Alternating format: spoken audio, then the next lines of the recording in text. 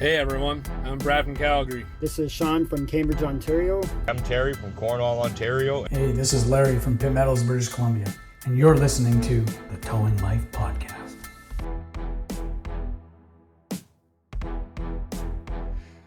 Welcome to the Towing Life podcast, where the ditches are deep, the trucks are loaded, but the drivers are not. I am your host, TowManG, and as usual, I am joined by my co-host, friend, and former co-worker, the man with very strong opinions, Mr. PlainGuy. What is going on, G? What is going on? Oh, I got a new set of headphones, and I haven't got them fully set up yet, so I can't hear myself in them, and they're noise canceling, so I can't hear anything. That is perfect. The only thing you can hear is my wonderful raspy voice. Yes. But So now if the dogs start going in the background, I'm sorry. But at the same time, the rest of your household can no longer hear me, which Correct. I think is a disadvantage to them, to be honest. No, it's actually a service to me, so I don't have to try to explain what Mr. PlainGuy said on the podcast to everyone. How many times have you had to explain what was said behind a closed door that they could hear muffles of? Many, many times. That is very fair. That is very fair. I've had people yell through the door while you're saying something, telling you to shut up. Oh, I believe it. I absolutely 100% believe it. So as TowManG said, welcome to another episode of the Towing Life podcast, episode 126. I would like to start off by apologizing on behalf of myself and Mr. TowManG for missing out on last week. I know you guys missed us lots. I know I got a lot of sad emotions on Facebook when we posted that we weren't going to be live last week. And I'll take the blame 100% on that one. As you can tell by even the sound of my voice now, I completely lost my voice. We had a wild recovery that we were working on. It ended up being about a 22-hour job. Oh, wow. And working outside, and I'm not going to lie, probably inhaling more tobacco through this period in order to stay awake and manage with everything that was going on. Absolutely took a toll on my wonderful voice. Wonderful is an overstatement. So I will do my best over this episode to carry this wonderful voice that you all have learned to love. And so I do apologize about my heart. We never like to miss episodes. We do our best to be consistent week in, week out, no matter how hard that is within the industry. So I take the hit on that one. I know it's normally my fault anytime there is an episode missed. This one I feel like of all times was for good causes between just everything that happened over that. It was a wild week, and to throw that recovery on top of it, to start at 7:00 on a Friday night and get home at 5:00 on a Saturday night after working. Yeah, I think all I week. messaged you on the Saturday, say, hey, can we record? And you're like, I just got home after 36 hours. Probably not. Yeah. It was like we were up for over 36 hours and 22 of those spent on a recovery. Majority of it doing an offload, honestly. And like, it was just, I didn't have it in me at that point. I slept and went back to work and was out working with a new guy we had hired on the Sunday. So nice. there was no rest for the wicked. It's not an excuse. I'm not complaining. I'm explaining, I think is the saying I had heard once. You're complaining. You're not explaining shit. And then this week hasn't been much better. No. So before we get into the stories, and we'll get into some personal talk, and then we'll get into some comments from Facebook, some videos that we want to go over, some fun stories that we have, all that good stuff. It's a good time to mention where to find us. If you haven't already, be sure to head over to Facebook and find our Facebook page, the Towing Life Podcast. You can visit our website at www.towinglife.ca. You can email us directly at thetowinglife@gmail.com. We have done our best from the creation of this show to make sure that we were semi-consistent with our name everywhere. We have done a decent job. So if you ever have any questions, comments, concerns, like we're going to get to today, email us at thetowinglife@gmail.com. Or if you're watching over on the YouTube side, we appreciate every which one of you as we close in on that. I think that big number you wanted was the 400 subscribers. So be sure, if you're watching over on the YouTube side, make sure you're liking, subscribing, following. Even if you're listening over on Spotify, Amazon Music, Apple Podcast, wherever you listen to us, be sure to head over on the YouTube page. Give us a like. It costs you nothing and does wonders for us. So we appreciate your We support. need 6 more subscribers. We appreciate your support week in, week out on the show. So please make a wish come true and head over to YouTube, like them, comment down below, hit the thumbs up, hit the subscribe, hit the bell, I don't know what buttons you got to hit. I don't use YouTube. I've made that abundantly clear over 126 episodes that I have nothing to do with the YouTube side, and I take no responsibility for anything of it. Yeah, and if you gotta find us, if you try the towing life and it doesn't work, just drop the and it should work just fine. Drop the. Drop the. Drop the. Yeah, so, say that 5 times fast. As I continue to see myself in my camera here and my white hairs that are becoming more and more common in my beard, are really starting to become pronounced. I feel very proud of them. But I can assure you I gained a couple more this week. So, as I don't know if any of our listeners know this, I have a dog, I have a cat, and my wife has a cat. And I say that in a direct relationship to how these animals are to each of us. We have a dog and we have a cat, and she has a cat. Okay. So this cat is 6 years old. This thing is massive. Yeah. Like it's everything I never wanted in a cat. It doesn't do anything. It sleeps all day. It doesn't want to see anybody. It's your typical cat. Yep. Your stereotypical cat. So this week, my wife is all in a panic. This cat hasn't been eating for a couple days that we noticed. She says, "Oh my God, she seems lethargic." I'm like, that cat's always lethargic. It doesn't do anything. How do you know it's not moving? It's never moving. It sleeps here and then it sleeps there and then it sleeps here. That's all it does. So she's all in a panic and we're starting to worry. And I start to notice it. So she books an appointment at the vet. Now we have this idea in our head going into this vet visit. And these guys, I mean, you want to talk about the towing industry being crooks. Some of these veterinary clinics, I think, are no better. So we go in with the idea that there's a good chance we're going to have to put this cat down. It's old. It's 6 years old. It's not that old. But it's lazy. It's not really healthy. It's super overweight. We can kind of see where this is going. Yep. So we make the How much money do you really want to spend on a cat? Oh, I'll tell you how much I did spend. Oh boy. So we get a vet appointment, and we decide to bring the cat into the vet. And right as soon as you walk in, pretty much they ding you there. It's like $150, right? Just for a vet visit. Yeah. Okay, no problem. So we bring her in, we tell her what's going on, and their first suggestion is, well, we'd like to take some blood work and like urine to like $125. Nope. Oh. So we'd like to take blood and urine, and I'll go, that's a pretty fair request, because before I just decide to off this cat, I kind of like as insensitive as I am, and I've never been, this cat and I are not close, and my wife knows it. I still think we should give it the benefit of the doubt to at least see if this is something that's major, or if it's all of a sudden just some like, oh no, take this antibiotic and they'll be fine. Yep. So we weigh the pros and cons and we get the cost. The cost for the blood work and urine sample or urine test is $300 and some. Ouch. Yeah. So $150 to walk in the door. Let's say $300 for the urine sample. We're up $450.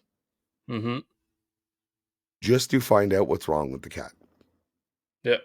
And then if you need to put it down, that's another $500. 100%. I didn't get the actual cost.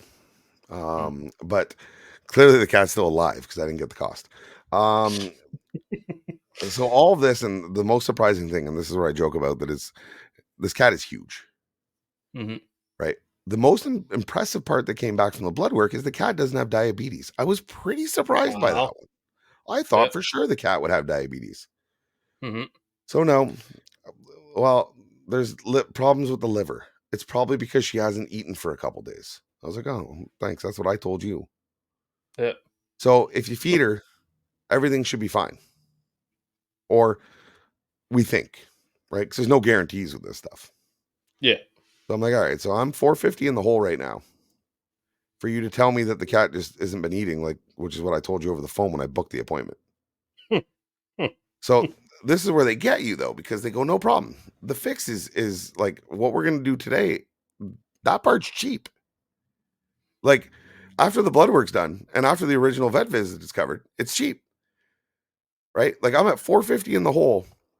I walked out $650 after taxes. Yep. $650 after taxes. So, let's say $600 plus tax. So Yep. then it was like $100 or $100 and some dollars to fix the thing. We're going to give it a shot of, to make it hungry. We're going to give you this wet food to take home, which will help. And we're going to give you this, this stuff to help its liver or whatever. And I'm like, you guys are crooks. Yes. Because you won't let me put the cat. I don't think it's humane to put the cat down without getting tested. Yep. You know what I mean? Like, I don't know, maybe just a little infection here. Take these antibiotics. But you got me. You got me by that point. You know that you have me. You've already gotten the lion's share of my pocketbook before you even tell me what's wrong. And you can't guarantee that that's what's wrong. You can just give me an idea, which, I mean, is fair. It's medicine based on blood work, blah, blah, blah. I watch enough House. I know. It's not a perfect science. Yeah. So anyways, I spent $650 this week on my cat just to pretty much make my wife happy. I spent $275 on a dog that's not mine at the vet today. I've been noticing for a couple days that her ears have been really scratchy, and she's been like getting her nails inside the ear and scratching, which isn't great. So I took her to the vet today. The vet appointment itself was like $85. They did swabs, and then they did drops that last for like a month there. And it was like $275. And I messaged my friend who's a vet tech, and they're like, "Oh, that's cheap." Yeah. Because I'm this price for the drug. I'm like like $30-$40 more for the actual vet visit. I'm like $50 more for the actual swabbing of the year. I was like, wow, that's well, I like know. Like I thought it wasn't cheap here. like we talked about the the requirements under TSEA coming to Ontario, and I mean they should have a maximum rate schedule that they got to post before they make me, because now they get you in the spot. Like these are vets, like they care about animals. Obviously they care about animals. That's why they got into the industry. It's the same reason that same way that I care about helping people is why I got into the tow industry, right? Like so, but they get you in a spot because they will look at you and go, sir. You can feel almost their piercing judgment when you're like, well, how much is this going to cost? Because I'm trying to figure out if this cat's worth it.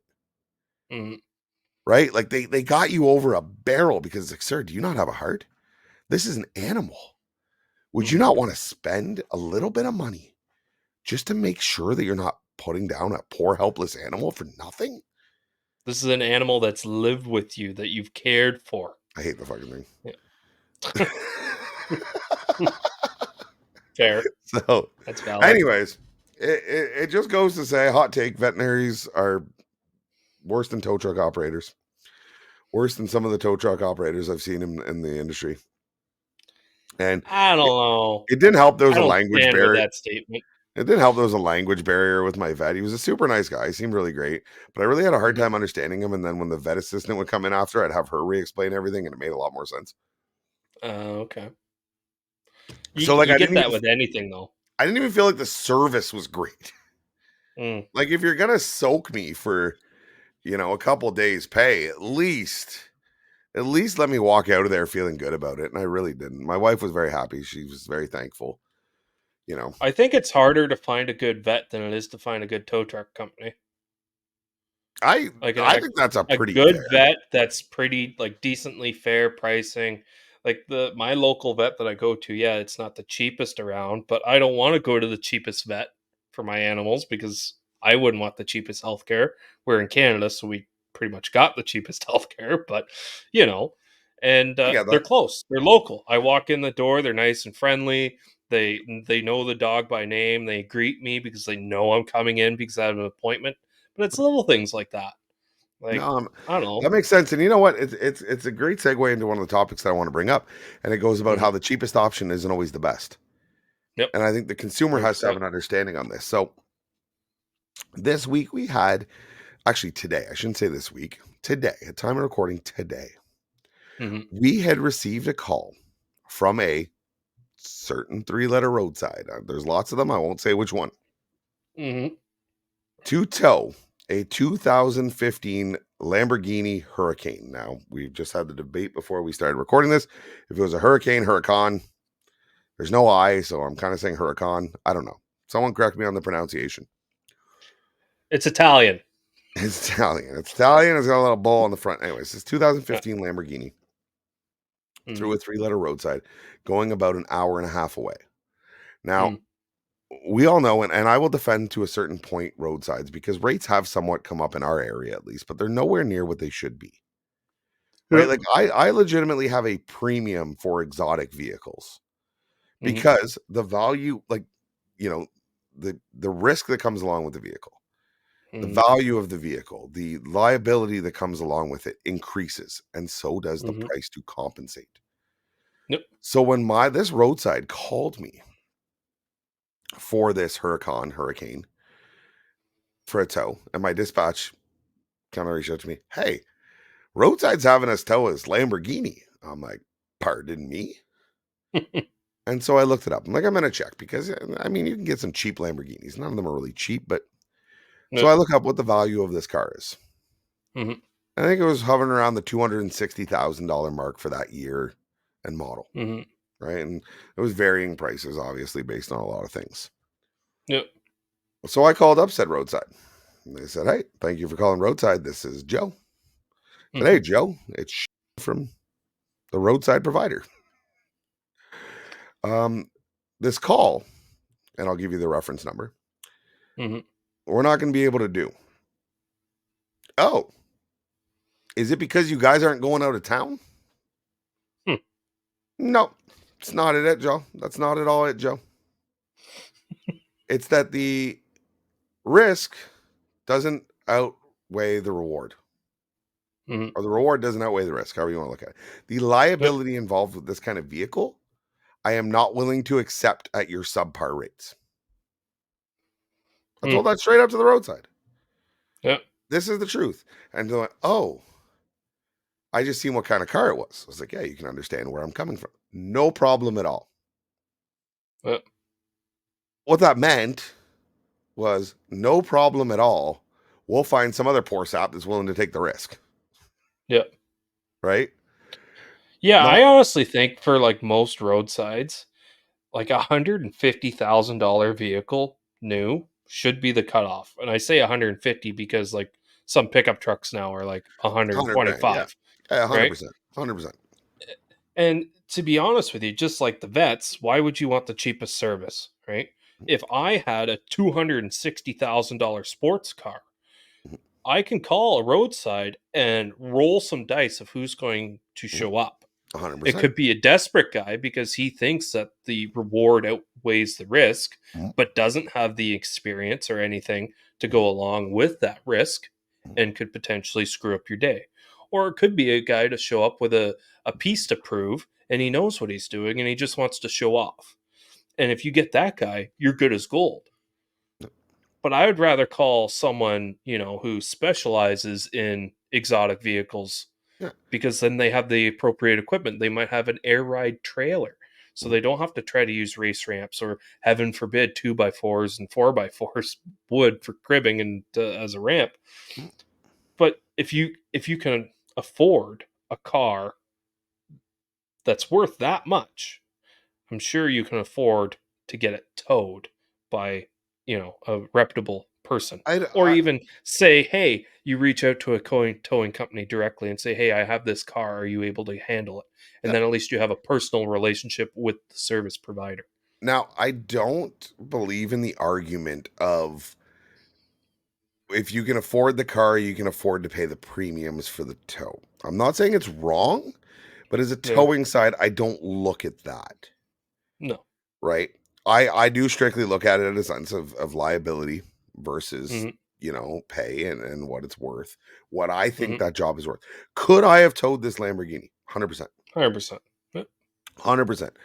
I would say 90% of my operators, short of a couple new guys, I would absolutely trust to tow this car. Right? We've got the equipment. We've got the ramps. We've got, you know what I mean? Guys with patience. I've towed Lamborghinis. Yep. I'm not doing it for the Roadside. Mm-hmm. Right? Like you said, it's if it was $100,000, even a $260,000 pickup truck, Mhm. I would do it. Right? Again, the risk, Yep. right? Yep. These things are so low, and everything else, the precautions that have to be taken are not worth the base rate that you're going to give me. Mhm. Never mind the mileage rate that I can't make up the difference on, or whatever it is, right? Like, this comes at a value. And I Mhm. do, for the consumer, you are right. I sit there and go, man, what were you thinking?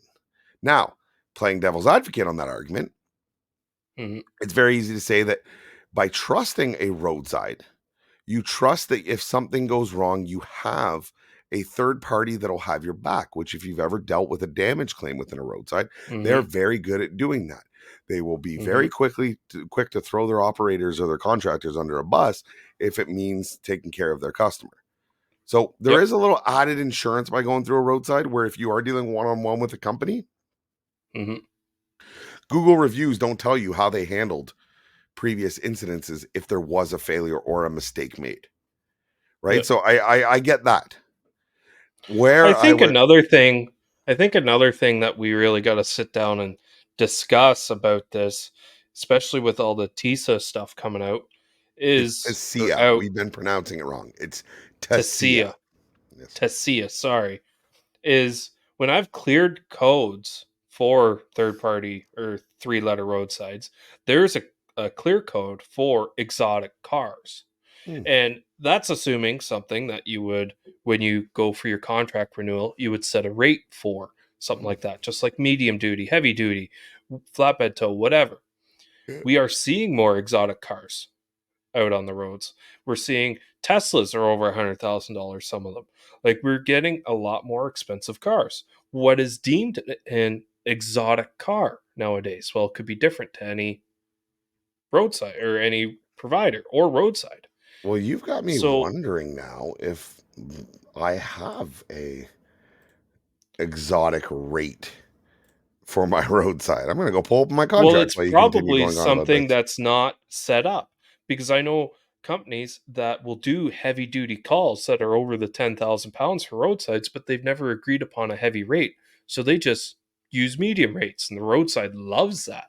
They're not going to push you to add more rates for different things. They want everything bare bones as possible, because then they have less chances of being upcharged for services. Right, Yeah. I'm not trying to say they're trying to screw you, but they're trying to keep you a bit more in the dark. It also makes the negotiation process a lot easier. You don't have to negotiate as many rates.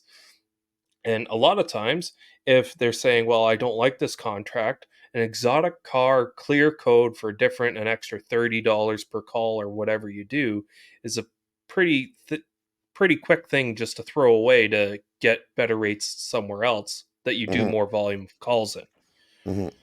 right? I have But looked, uh, and there is no nothing. I had one Nothing. on one of my programs Yeah, for well, no, I'm exotic. looking straight up in my contract. Yeah.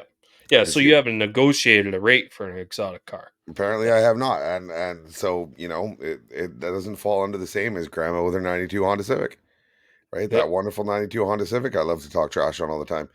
It Mhm. just doesn't. And what I do find funny is, if you would ever scour CAA, or damn it, if you would ever scour social media, Mhm. you would see that, um how many times do you see a post of an operator going, "4 companies refuse this, but don't worry, I got it done."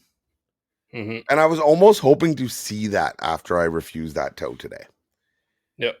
I was almost hoping to see that, to go like, "Oh, the big bad company in town refused this, but don't worry, um, we got it done." And Mhm. meanwhile, thinking in my head, like, "Yeah, you got it done because you took the risk. A risk that you Yep. didn't need to take. A risk that, if neither of us took, would increase the volume or revenue for the call for one of us." I've worked for multiple different companies with completely different mentalities. I've worked for a small company to where the rejection calls were his bread and butter. He would drive an hour and a half to pick something up that no one else wanted to touch just because there's nothing else going on. Mm, right? So if he wasn't doing that, he wasn't making money. mm, So I can understand that aspect of things. But I've also worked for a company that's okay. We're the get it done type of people. You need something done, you call us. We'll figure it out mm, regardless. mm, And that's what they pride themselves on. And there's two completely different mentalities doing the exact same thing. Desperation and having a chip on your shoulder, proving to this roadside that you can do anything that gets thrown at you, regardless of how good or bad it is, depending on how much risk or reward there mm, actually is. mm, Because the reward is pride, and to say I've done that, and to hopefully build that relationship with the roadside to be able to trust you with more or send you better work in the future, mm. which doesn't always happen with a lot of dispatching. But that's besides the point. No, like, and you're right. Like, and we pride ourselves on being a company that literally the one call company, right? Hmm. Like, you know, 4 days before this, we're hanging a 39,000 pound loaded tractor trailer, swinging it around, fully loaded out of the ditch with our 80-ton rotator. Hmm. Like, we can do anything. Hmm. We can do anything, and we can do everything safely. Hmm. So the fact that we're saying no to this, Yeah. there's a reason for it. Just because the money isn't there. It's just because the money isn't there. I'll do anything, Yep. just like people ask us, well, how far will you go? I'll go anywhere someone's willing to pay me. Mhm.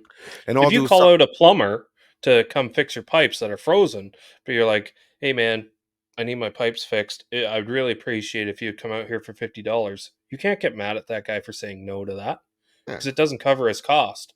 100%. 100%. Or like I said, if you want them to do a job that, crawl into a crawl space with a family of active skunks, I don't know. Yeah, Right. And you yeah, offer him $50 and he goes, that's going to be at least $500 if you want me to go in there with the skunks. yeah. Right. It's no different than saying, I'm not towing a Lamborghini for these rates. And it's not Yeah. about pride. There's no absolutely zero pride in it. No. It's about smart business. Right. We're Hmm. so quick in this industry to not charge accordingly for our services. Hmm. We are so quick in this industry to say, hey, but I got it done. And I get it. There's a Hmm. pride to it. And there is times where I will absolutely take a hit to prove something wrong. I Hmm. got nothing left to prove to these roadsides. I have No. nothing left to prove to them. No. Why is it that I would put, dollar at risk to prove to you that I could tow a Lamborghini? I've towed a Hmm. Lamborghini before. It was cool. And Yeah. that customer paid my retail invoice and was very happy with the service and was very Hmm. happy with the price based on that. Hmm. Right? And I Why got would a I picture of it sitting on my truck in the yeah, process. why would I go do that same job for a Hmm. fraction of its value? Yep. I'm not going to. I mean, we talk about this all the time where you got to stand up to roadsides, Hmm. right? There's so Well, you many see that a people. lot too with accidents. Like you get a roadside call for an accident and you show up there, they're fully insured, they're not at fault. It would be better they want it towed to their house under this roadside. And you and I both know that's probably not the best option for them or for their future of getting their car fixed, right? 100%. Because it's faster 9 times out of 10 if it goes to an impound facility to where there's a rate being charged per day to keep the insurance company on their toes and keeping the ball rolling, Well, not right? even just on their toes and keep the ball rolling. We're talking about environmental issues. We're talking about Yeah. fluids leaking. We're talking about all Bylaw that kind of stuff. issues. Yeah, I've 100%. had people call bylaw off of a mangled car sitting in someone's driveway. Yep. And that's one of the things I always say. And it's not to be slanderous or trying to sway them in any ways. I just say, I hope your neighbors are okay. Like, how's your relationship Yeah, with your like this thing neighbors? could Because, sit here for a week or two, depending on who your insurance yeah, company is, and yeah, you're gonna run into I'm more sure you problems. And probably don't want to look at it for yeah, the 2 weeks. yeah, Why don't you let me look at it? And if you want to come look at it, just give me a call and you can come look absolutely. at You it. forget something in it, come give me a call. Actually, so it Yep. is funny. So we'll play these videos that a roadside has posted. Now, ironically, this roadside operates within the province of Ontario, Mhm. within the region that I work. I don't think I mean, there's mention of them in there. You guys can figure it out. I'm not going to say it. Mhm. And the timing of this is ironic. Mhm. As this, we talked about this Tasia coming into Ontario. And it really feels like the Roadside forgets that a lot of their contractors are private companies that do work for them as a portion of their work. So we'll play the one video, we'll kind of talk about it, we'll come back, we'll play the second video, and we'll get some kind of insight on it. So here's the Safe first spot, stay in your vehicle, wait for the tow truck to show up. You will be notified by text or by phone call of an ETA. If a CA driver was to call you, he should identify himself, telling you who he is, what type of vehicle, what on his vehicle is, and how long before he gets there. If you realize that this operator is not a CA operator, just ask him to leave you alone. These guys won't set that car down until they have payment from your insurance company. They'll sit at that body shop for an hour and a half, and while they're sitting there, the meter is running. If they wait 2 hours, this is the tow bill. The people at the body shop have to contact the members' insurance company saying, look, at the car's on the tow truck, they want to set it down. Are you approving this tow bill? And they'll tell them what the tow bill is. And if the insurance company says, no, I'm not approving it, your car is gone. Meanwhile, the customer's sitting there going, what just happened? So I have multiple problems with this. Clearly, we know who this person works for, but I don't think this video was put out by the actual Roadside. 100%. It was? It's on their social media. Wow. That's not a very good video. On their Don't get me wrong. Don't get me wrong. What he's saying in the video has some sort of merit if they're saying it to their actual members. But the audio is not great. There's a lot of background noise because they're bouncing down the road in a Hino. You can hear his jacket go around the steering wheel as he turns. Like, it's just not a very well put together video. You can go find this. I will send you the link. We're not going to post in the episode because we try and make friends with all of our friends in the wonderful roadside industry. Last thing we need is next year's tow show. You know, having to move spots because our neighbors aren't happy with us. but no, it's 100%. Yeah, it's absolute. Helen Keller did the video editing on this because the sound quality is terrible. The video quality is terrible, but the message that he says where it's like, you know, if you're not a provider for this Roadside, or if they're not a provider, just tell them to leave you alone. Yeah. Like, excuse me, who are you? How far have you gotten down the shaft of this Roadside company? That, you know what I mean? Like, there is private companies out there that do absolute good work. And I'm not one to, again, I work with Roadsides. I do roadside work. Yep. Right? I'm not one to absolutely tear them apart. They're built with a purpose, and I do believe there is value in what they provide at times. It's the value isn't for the towing industry, I tell you that. But to come right out and say, if they're not part of our Roadside, tell them to leave you alone, because they will hold your car hostage until your bill is paid. 100%. The whole point of business, we are not a non-profit. We're not a goddamn charity. So yes, I don't believe in predatory practices, inflating of rates, and all that kind of stuff, right? The TSEA, and this was put in by a roadside club in a zone of TSEA, is something that you, Mr. Roadside, you have pushed for, that is supposed to help eliminate and put all this regulation on us to eliminate these targeting practices and these, you know, these problems and these bad actors or bad apples, which they keep putting on their media releases in the industry. And then release a video a week later, pretty much saying that if you're not a part of our association, leave them alone. Don't trust them. Telling your millions of members that if you don't see our sticker on the side of the door, you tell that guy to leave you alone. Meanwhile, you just fought and claimed that you were working for betterment of the industry as a whole. Go to hell.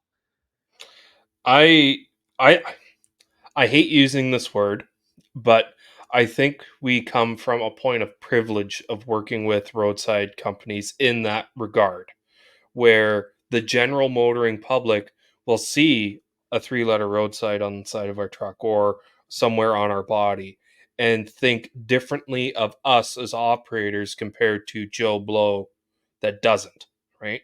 Regardless, he could be a tremendous operator, Joe Blow, but doesn't ride for a Roadside because of the piss poor rates or whatever his reasons are. But they were a stakeholder in this meeting. They were a stakeholder in a lot of these conversations that they had. Any tow operator that is allowed to operate now in the province has been vetted to the same extent, and the business has been vetted to the same, if not, I'd say at least the same, minimum the same extent that your service providers are. And do not forget that a lot of your service providers, and I think this should be a wake-up call to them, and I really hope somebody from there sees this. God knows I'm stupid enough, I'll send it to a bunch of them. But a lot of your providers are private companies that do your roadside on the side as well. So, you know what I mean? Just to say that unless you're using this roadside on this call, to tell them to go away and they'll hold your bill. Those are the exact same people when you have a better solution for them on the table, because you're right, the car sitting at their house might not be the best option, that are absolutely going to flat out tell you no, because this, you know, promoter, I'll call him, so I'm trying to use nice words today. This promoter told him that you're a bad guy because you're not using my roadside right now, or I'm not, you know, you're not allowing me to use my roadside because my roadside doesn't cover recovery work when you're rolled over in a ditch 200 feet off the road. But 100%, I think, like how many times have you gotten those calls? Slightly off ditch, flat tire, no spare, the thing's upside down in the ditch. Yep. And I tell them, I show up and I tell them, now, like, unfortunately, your roadside doesn't cover this. This is recovery work. This isn't roadside breakdown work. Suddenly, I'm going to look like the scam artist because of this guy? Right? Like, that's the message that they're pushing. That unless you're using our service, you are going to be taken advantage of. And again, if they ran their own tow trucks everywhere across the province, where it was, you know what I mean, they had their own tow company, I'm 100% in support of that. They can do that. That's fine. But the fact is that a lot of your contractors are independent companies that do their own work with their name on the door.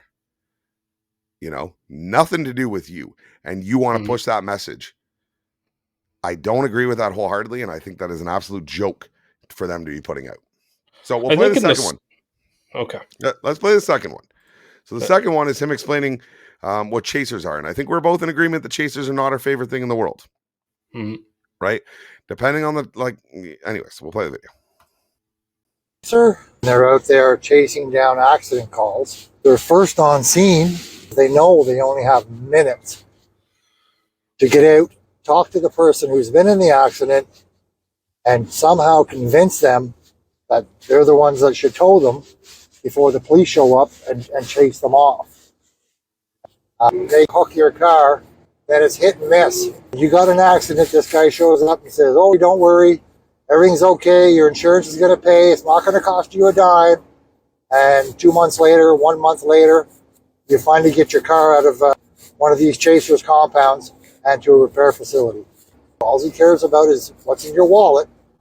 He makes $350, $400 of his commission, costing you thousands of dollars. And it's very sad what they do to people. People need their cars. They have family, jobs. They have to rearrange everything because some guy says, don't worry, your insurance is going to take care of everything. Okay. Again, I'm Editing, opposed to the horrible. chase.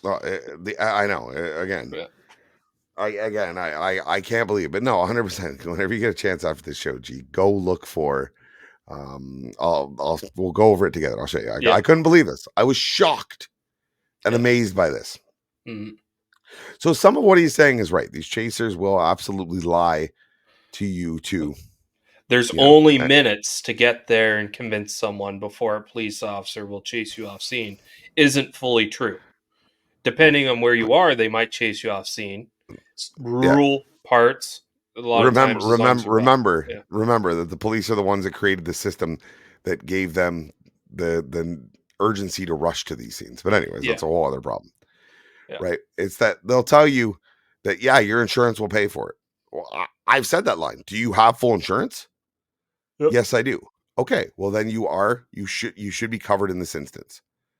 Right? If you're not, you will be responsible for the bill. So if you have any question on if you have full coverage on this vehicle or not, or you will be covered for this claim, let me know now, because if so, I don't want to bring it back to my compound yard.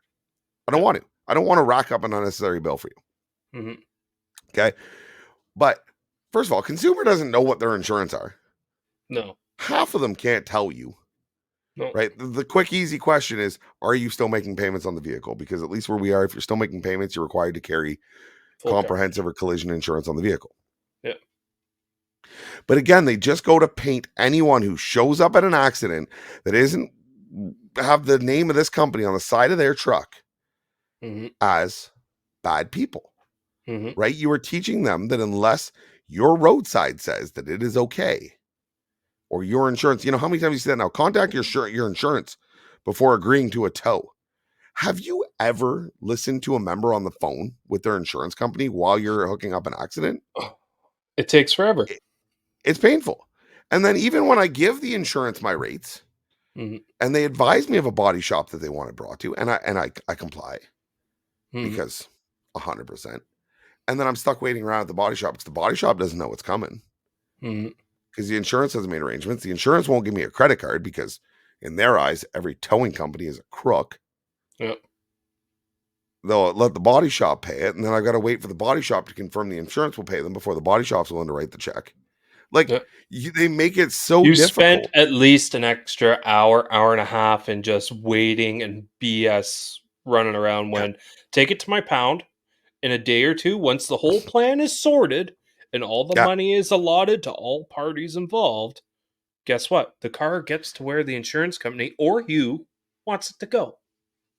Well, now Ontario leaves you that option to opt out of insurance, even if you're not at fault, right? That was a big way too. You knew that the vehicle that was not at fault was covered, right? So it did make things a little easier sometimes to make sure, again, because my job, whenever I would show up to accidents, whether I was called, whether I stumbled upon, or God, for like, you know, back in the day, whenever there was chasing, nowhere near this Toronto stuff, right? But we would hear it and we go check it out. You were a lot easier to tell a customer that, hey, no, you know, like if you're not at the fault, you're covered, because even if you don't have collision, if you're not at fault, you can now waive that coverage in Ontario. That came out January. So now you have no idea if they're covered. So, and they'll forget. You know, they'll remember, oh yeah, they said I could save up to $500 a year if I just clicked this box. Yeah. Well, I clicked that box because I didn't know what it meant. Yeah. So, again, this roadside company absolutely goes and paints every operator that runs under, like, in my opinion, that is something, you know, with everything going on, and they've talked about in Ontario, you know, job action and whatnot because of all this regulation change. That makes me want to use job action more than any of the other regulation the government has brought out, because that is a roadside who is absolutely shitting on their providers on any work that their providers do outside of their 3-letter roadside. And to me, that is a joke, and that needs to be addressed.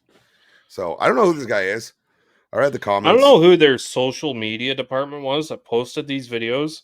The message is deeply flawed. The videos are absolute flaming hot garbage. They've brought our podcast production quality from a 5 down to a 3 because we included these videos. I don't know. What are you doing, Roadside? Like, I guess you think the general consumer will be like, oh, this is good advice. But it's just one driver's opinion. 100%. And you don't know. That guy could be an alcoholic. As soon as he's done on that truck, you don't know. Christ. But you don't know. What does that have to do with anything? But you don't know. You don't know these things. You don't know that guy from Joe Dirt, right? I don't care if that guy does heroin with hookers in the bathroom after he's done his shift. What does that have to do with this message? Well, you're pulling like some U.S. politics stuff going on here. Like, just absolutely gonna. I'm not saying that. I'm saying that Bob here is an alcoholic. Come on, at least keep it on point here, G. Come on. Well, I'm trying to keep it on point, but you just went on a little tangent there. But like, you don't know who this guy Bob is. An alcoholic. Well, I'm just saying that we don't know this guy from Dirt. We don't know what company he works for. We don't know his experience, and it's his opinion. Why is his opinion this way? Maybe because there's a camera in his face and that's what they want him to say. Mhm. Who knows? Very fair. Who knows? Right? That's fine. That opinion I share with you. That Yeah. opinion you were allowed to have. I think that is correct. I think Mhm. the first one needs to be stricken from the record. This poor lad's just out here trying to help people for $20 a tow. Yeah. Cut him some slack. But I think the one problem is, like, if you only drive for a roadside and that's all you do, you don't do Yeah. any other calls, 100%. you'll be like, oh yeah, this is fine. I make okay money, right? As long Yeah. as your bills are being paid and you think you are being treated fairly for the amount of work you do for compensation you get, you don't Yeah. care. You'll have the exact same opinion as this guy, right? Fair enough. Because he'll just look at everyone else who's doing things differently than him and be like, I'm doing fine. Why do these guys have to be different than me? Yeah. Right? Yeah. But Even though, again, there's good companies out there, right? Like this is exactly. painting a lot of them in the same brush. And that's We've a lot done of where my beef comes from. Yeah, like I think most of our listeners are in the States, so there are probably a lot of medium-sized companies out there that are listening to us, and they are probably in the same boat as us. You contract to multiple different roadsides, you do as much work as you can to bring as much money in as you can for the business. That's a good business. You find different avenues to make money and you tackle as many as you physically can safely Mm. and easily, right? That's Yep. that's what you do. And Yep. people who pigeonhole themselves into one avenue, they put all their Mhm. balls in one basket. Is it a smart business move? Maybe if they've got everything set up, but you're limiting yourself in future growing potential. Possibly. And Yeah. Yeah, I absolutely. don't, I don't know. It's I like roadsides. Like I said, I Yeah. enjoy the people at my local roadside. I've spoken Mhm, with them before. Like mhm, there seemed to be understanding. Like when I said no to the Lamborghini thing, it wasn't and they didn't try and I was a little more upset they didn't try and like, hey, well, what would it cost? We know you're a mhm, great company, but hey, that's their prerogative, that's their business. yeah, They're in the business of I'll find a schmuck that'll do it for that price. I don't care. mhm, And I wish them good luck in doing so. But to go out and spread the message to the public, the industry is supposed to be working together, and you as a voice of the industry, which you've made it abundantly clear through interactions, whether it be through associations, whether it mhm, be through meetings with local politicians, and involvement in new laws and regulations, how you're for the betterment of the industry. I think to take an opportunity to take a slap at the type of work that and I'm not saying that they're meant to target good companies, mhm. but I mean, you're being a bit of a dick, You've right? got That's my view. I mean, it's you're 2024. Everyone's ultra sensitive. Maybe I am too. you think about how you look at your generic tow company, right? And Yeah. then you look at these roadside companies that are $1 million companies, if not $1 billion companies, that Yep. have thousands and thousands of dollars to blow on marketing every year. You would And this think, is what they come up with. yeah, you could. I would understand it a little bit more if these type of videos came from just a tow, like just a random Yeah, towing yeah, company, yeah, yeah, yeah. right? Yep. You would Yep. expect that low budget, whatever, right? Just getting something out there to try to help their small following base. Yep. But we're talking about the biggest roadside, or one of the biggest roadsides in at least Canada, Yep. that put these two videos out saying what they said. Like Yep. it's mind-boggling, and I think we're starting to repeat ourselves here because it's just so stupid that they posted these in the first place. So let's get away from the stupid then, and let's get into a little bit of funny. So part of the deal we had whenever we took an episode off Mhm, is we reached out on social media and we said, hey, look, make it fun. We will answer any of your questions that you guys have. And just like most of our things that we try and get major interaction from, sometimes we get good response, sometimes we don't. mhm, But there was one, I said, reach out to anything, make it as personal as you want, make it, let's have fun with it. mhm, Ask your questions, we'll answer them. mhm, And one of the questions that we got, and I'm curious on your views on this, is from a gentleman named Eric. I met Eric personally at a tow show in Baltimore. I believe mhm. Eric's actually making a 3.5 hour drive to my shop next week, I think, I've invited him in. He wants to do a ride along day, kind of see how our operation runs and that. So Nice. he had a question saying, what are your guys' thoughts and opinions on auto grips, self-loaders, on rollbacks? Hmm. And it's funny because my owner and I have had a conversation about these. Right? We've talked about these. He was very considering getting autoloaders on the back of our flatbeds because he feels that the comfort level on our operators when it comes to operating like double pinning and the desire not to want to comes because they're not fully comfortable in hooking up the vehicle back there. And that an autoloader could possibly be the solution to that problem. I've never ran an autoloader. So for me to say that I'm not a fan of an autoloader or a self-loader, it's not fair.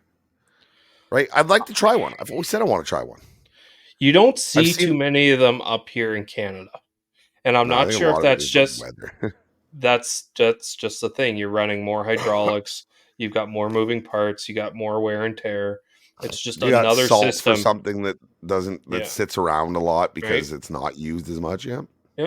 I can understand, like I've seen a lot of trucks for sale, flatbeds that have had autoloaders, and I've always thought that's a little silly because if you think about it, you're sitting in the cab 20, 25, 30 feet away from where you're backing into that car, right? What's the difference of having a camera on your tailboard with a standard wheel lift that you put down and you slide out and then back the remaining 3 feet underneath the car? Yeah. What's the difference between an autoloader with a camera or a standard wheel lift with a camera? You can still see. Unless your fleet operates solely in flatbeds and you're also involved in private parking and repo stuff, that you think it could be an advantage. I don't see an advantage to it. I like the concept of it. Like I said, Eric or anyone, tell me where you're at. I'll come down. If you have an autoloader, I'll use it. And I'll give you an honest opinion after. I mean, I'm pretty sure I'm going to be like, this is really cool. And I really want one of these because I'm simply amused. Yeah. But if you think about it, practicality, I don't see it. Wreckers with autoloaders are quick. Right? You can stay in the cab, front wheel drive car. Well, you still got to hook them up. You still got to strap them down, run chains. I know, but like to get them out of the parking lot or away from the repo zone, just the I'm not saying you're supposed to, but how nice would it be to not get out, put it down, back under, get out, put the spoons, lift it up, and then do your stuff? How nice would it be to literally back up, grab it, lift it up, get out of the truck? I understand that, but at the same point of time, how long is your extension on your standard flatbed wheel lift? 4, 6 feet? No, Jesus. Like how far does it extend out? Pretty far. Normally 4 to 6 feet. Not six. Close. No, like so 3 to 4. if you got a camera at the back of your tailboard, back up until you're like 2 feet away from it. Put your wheel lift down and extend it underneath. And then you can see you're right there while you're extending the wheel lift underneath the car. Clearly, you don't drive many flatbeds. I've double pinned cars to flatbeds before. Okay, fair enough. It's just whenever you say 4 to 6 feet, I think you're a little crazy. NRCs don't extend quite as far. I've seen some Centuries that have. I'm actually currently on the NRC's website. Yeah. Seeing if I can see what the... They do it in inches, so you'll have to do the conversion. Oh, I'm pretty sure I can do inches to feet pretty easy. I mean, it's not exactly rocket science. But continue on. I don't think they... I don't know if I could find it in here. You'd think it would be, but... But like, I don't know. You think about it. If you are looking for quickness, what would be the difference of having an autoloader on the back of a flatbed without a camera than it would be a standard wheel lift without a camera? So, fun fact, NRC offers a safe loader option. I didn't know they had an autoloader option. Yeah, it's a self-loader. It extends 48 inches, so 4 feet. Yeah. I said 3 to 4. I think you're a little crazy on the 4 to 6. I think the one Jordan bed that we have extends out a little further than 4 I feet. still don't think so. Anyways, Anyways. if I think the main factor of getting operators to be more comfortable double pinning cars to the bed Mhm. is either having a camera on the back so they can understand where they are in relation to the vehicle that they're backing up to. Mhm. And it also makes better for when you get in the vehicle and you make sure that it's not sucked in too far and you're going to hit a bumper on your tailboard or your the casualty on your deck. Of course. But I think the biggest thing here is a camera. Like, if you don't have the camera, the autoloader isn't going to do you any favors because you're still going to be nervous about backing underneath a car that's 30 feet away from you. Yeah, I mean, I guess it's always been easier for me just from the fact that I came from a decent Mhm. wrecker experience. And I think that's what a lot of the problem is overall, is that Mhm. if you didn't come from a wrecker background, Mhm. it's very um easy to see how that would seem um you know, as a daunting task Yep. when you're doing this blind and everything else. So I get it. You might not be wrong there. Mhm. Yeah, so this is maximum extended reach from end of bed. I don't believe that number. But I don't know, when you come from like it's really not that hard to wheel lift a car, right? A No. company we worked for, rookies went into wreckers Yep. before they would ever get upgraded to a flatbed, which is kind of reverse on still the belief I have. Mhm. But I bet you every flatbed guy could double pin like nobody's business Yep. because they had Like, spent time in a wrecker. I spent time, I've pretty much only ever driven Vulcan and Century wheel lifts in my wreckers. And then I get into a flatbed and now I'm using L arms, which I don't really like the L arms. I don't feel as comfortable with L arms as I do Vulcan Fair enough. scoops. I know Because it's you never safe strapped as long anything as in you your strap life. everything properly. But But you've I never had ran a strap in your life. I've never needed one. Anyways, it was always either the Sentry basket straps, which I thought were idiot proof, and I liked those. The little T They hook are on the idiot scoop. proof. Yeah, I'm not gonna lie, I yeah, kind of did enjoy those. yeah. It was idiot proof. You put them on, you know the car's not going anywhere. And then I used the Vulcan, which is strapless, with Yep. safety chains, and you're good as gold. But you get something with L arms, and you got to strap the tire. Then you still need to do your safety chains. I honestly think having a Vulcan style wheel lift, strapless wheel lift, as long as you have the clearance because you don't have the tilt, that's the only big thing you really got to watch out for is clearance on like oil pans and stuff. Of course. Having a strapless wheel lift scoop setup, I think would be your best bet. And screw the autoloader. My NRCs don't have obviously the strapless system, and I don't mind them. I don't mind doing them. Uh, You're right. They don't sit down as low in the back. The spoons aren't as deep as the mhm, Vulcan. You don't have that stopper pin, so when you're very mhm. used to that system, but once you put the straps on It's not going and anywhere.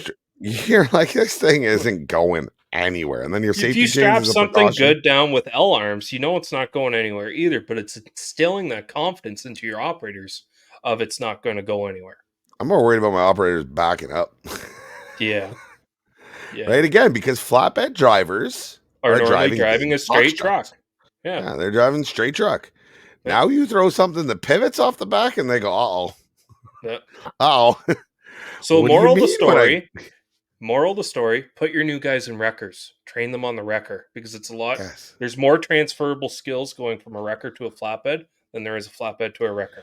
You know what? I honestly think that it's a quicker way training in a wrecker than a flatbed to weed out Mm-hmm. the guys that aren't going to make it. Yep. Because I truly believe because of the simplicity of a flatbed, and I'm pretty sure I've said it before on the show, any monkey can operate a flatbed. Doesn't mean he It's can easier operate to it get well, but he can complacent. operate. It's easier to fake it. Yep. It's easier to Yep. fake that you're actually good at what you do in a flatbed. You can't fake it in a wrecker. No. You fake it. You're taking bumpers off left, right, and center. You're taking oil pans out. You are losing cars. You are backing into stuff. Like, you cannot fake it in a wrecker. You We can should fake just it in a change flatbed. the name of this podcast to the Wrecker Podcast because we're Fake both it. wrecker guys. I drive both. My guys will tell you I don't drive anything right now, and I actually prefer a bed right now. But I can still absolutely stick one in there and back it in pretty good every time every once in a while whenever the time comes. So Get your mind out of the gutter. Important things to remember. It's easy to fake it in a flatbed. It's harder in a wrecker. Vets are absolute scam artists. No, they're not. And roadsides Or scummy. have lost a little respect. They're scummy. I'm not sinking I'm to calling your them level. scummy. I'm not calling them TowManG scummy. calls Roadside scummy. I'm just saying I've lost a little respect. So, on behalf of myself, as we start to run out of time, on behalf of myself, my wonderful co-host, Mr. TowManG, thank you for joining us for another episode. We're sorry we missed last week. I almost promise you that we won't let it happen again for a while. I hope to have my voice back fully by next week's recording. Take care. Have a good night. Screw the roadsides. Toodles.